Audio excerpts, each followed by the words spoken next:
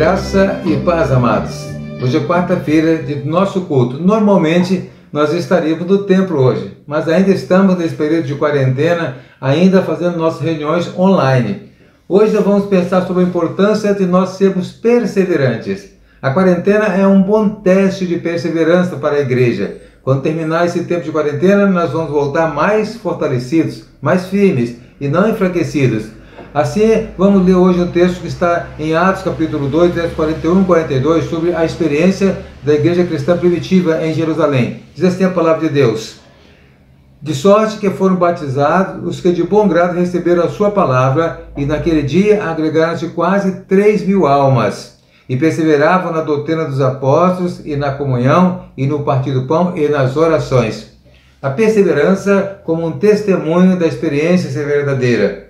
A igreja de Jerusalém, depois que Jesus subiu aos céus, eles ficaram aguardando o cumprimento da promessa do Espírito Santo. E reunidos no cenáculo ficavam mais ou menos 120 pessoas. Esses 120 tiveram ali uma assembleia para eleger um novo apóstolo para compor o grupo de 12 em lugar de Judas, que havia se perdido.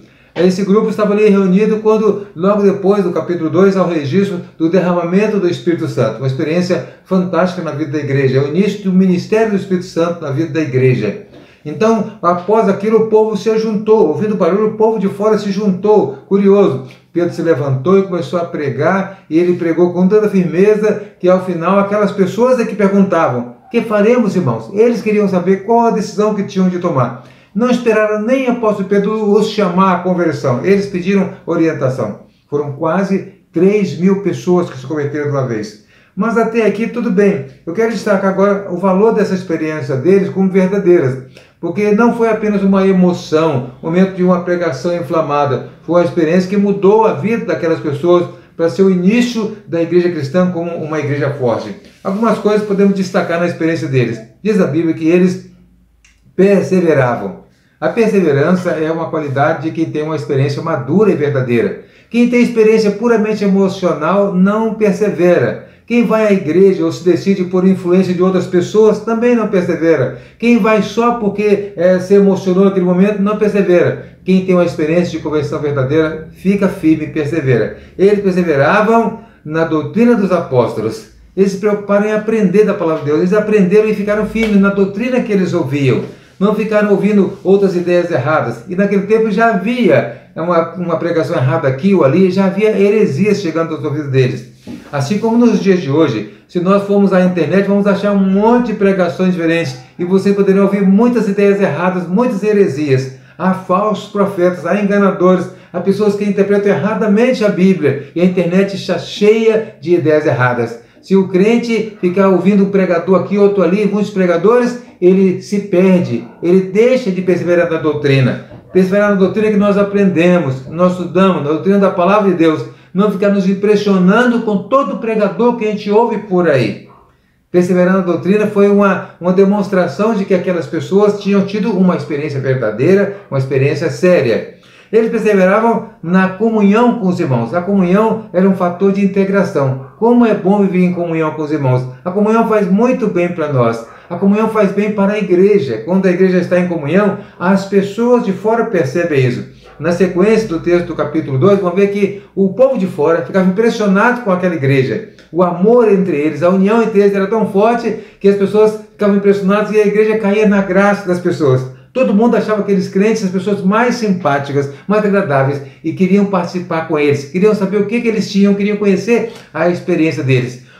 A união da igreja, a comunhão dos irmãos era um bom testemunho de que a experiência era verdadeira. Quem tem uma experiência verdadeira tem prazer em estar junto com os irmãos. Não deixa que nenhum ressentimento, que nenhum conflito qualquer, que qualquer probleminha pessoal o afaste da comunhão. Não deixa que intrigas pessoais o faça ficar desanimado. A comunhão é um esforço de perseverança. Eles perseveravam também no partir do pão. O partir do pão aqui aparece de maneira muito simples. Pode ser entendido de duas maneiras. Pode ser entendido como uma refeição. Os judeus tinham uma prática de fazer uma refeição cerimonial. Uma refeição com a família toda. E ao final eles pegavam um pedaço de pão, partiam e faziam uma oração de consagração. Então alguns acham até que dali se originou a celebração da ceia, que o partir do pão seria o começo da prática da ceia na igreja, ou da Eucaristia, como os católicos dizem. Mas aqui também pode ter um sentido diferente. Naquele tempo havia muita gente passando necessidade, porque muitas pessoas que vieram a Jerusalém e se converteram ficaram em Jerusalém e não tinha emprego para todos. Havia necessitados entre eles. O partir do pão pode ser interpretado também como uma maneira de dividir o que você tem com os outros, de partilhar o seu alimento, as suas coisas com os outros, para que não haja nenhum necessitado. Porque mais na frente você vai ler na Bíblia que aquelas pessoas ajudavam os necessitados e havia gente que vendia até uma propriedade para distribuir entre os outros, para que não houvesse necessitado entre eles. Era uma prática que impressionava, porque vender uma propriedade e depositar aos pés dos apóstolos como oferta para socorrer os necessitados era uma experiência de quem não estava preocupado com as coisas materiais, mas sim com as coisas espirituais. O coração está nas coisas espirituais, não está apegado às coisas materiais. Eles estavam ali dispostos a abrir mão de coisas materiais para que não houvesse necessitado algum entre eles. Mas aí uma outra coisa impressionante da perseverança daqueles irmãos é que eles perseveravam na oração. A prática da oração é um exemplo para nós. Eles perseveravam na oração sempre. E é muito bonita a maneira como aquele povo orava. No capítulo 4 tem um registro no verso 31 de que eles se reuniram para a oração. E quando eles terminaram de orar, o lugar onde eles estavam tremeu. Depois que eles oraram, o lugar tremeu. Houve um dia que ele estava orando e o apóstolo Pedro estava na prisão e um anjo foi lá e tirou Pedro da prisão. E eles estavam orando quando ele chegou em casa, eles estavam surpresos com Pedro chegando, porque era resultado da oração deles. Aí eles eram pessoas que oravam muito quando queriam definir sobre o campo missionário. Quem é aquele missionário? Capítulo 13 fala que eles estavam orando e jejuando e o Espírito falou com eles: separai Barnabé e Saulo para mim, para mandá-los para o campo missionário. Era uma condução muito próxima, muito de perto do Espírito Santo, porque eles oravam muito, oravam com perseverança. A perseverança da oração pode trazer uma experiência muito boa na vida da igreja. Então nós temos que perseverar na doutrina dos apóstolos, perseverar na comunhão com os irmãos, perseverar no partir do pão e perseverar nas orações. Era assim com a igreja cristã primitiva lá em Jerusalém, a primeira igreja batista de Jerusalém, a primeira igreja evangélica, a primeira igreja cristã. Nós devemos ser como eles também perseverantes, porque a perseverança é o testemunho de que a nossa experiência é verdadeira. As pessoas que não têm uma experiência verdadeira não perseveram. Abandonam a igreja, abandonam o evangelho, esquecem a doutrina, porque na verdade não tem convicção. Mas quem tem uma experiência verdadeira, profunda, persevera, não desanima, não se afasta, não perde a comunhão, socorre os outros e ora sempre. O apóstolo Paulo escreveu aos Coríntios, assim, capítulo 15, verso 58. Portanto, meus amados irmãos, sede firmes e constantes, sempre abundantes na obra do Senhor, sabendo que o vosso trabalho não é vão no Senhor. Nada que nós fazemos na obra do Senhor se perde, nada é em vão. Você, meu irmão, é também um desses que perseveram? Convido você hoje a fazer uma oração de propósito, de perseverar firme no Evangelho. Nesse tempo de quarentena, você não vai se enfraquecer espiritualmente. Pelo contrário, vai se fortalecer. Nesse tempo que não está reunido na igreja, no templo, você está buscando a Deus em oração na sua casa, aprendendo mais da doutrina da palavra de Deus, tendo comunhão com os irmãos indiretamente e sempre orando, sempre orando. Dessa maneira você será fortalecido. Quero orar agora por você, que às vezes se sente um pouco enfraquecido por estar sozinho, por não estar no templo, que às vezes se sente meio isolado, que às vezes se sente abatido, para Deus fortalecer a sua vida, a sua fé, a sua experiência, que você se fortaleça durante a quarentena. Coloque diante de Deus a sua vida, suas preocupações e seus temores. Vamos orar?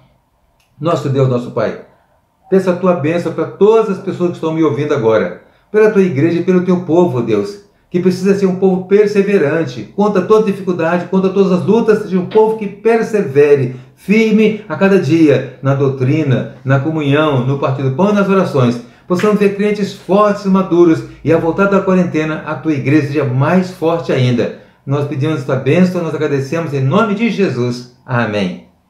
Deus abençoe você, meu irmão. Receba aí, meu irmão, minha irmã, o nosso abraço.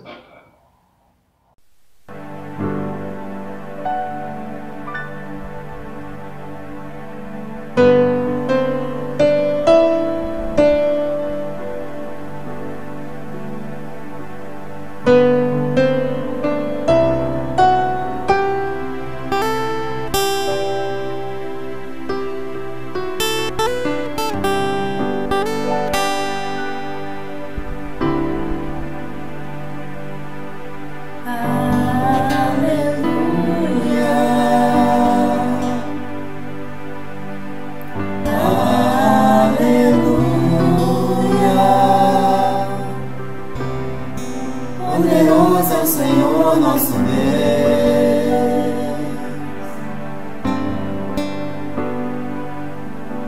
Aleluia.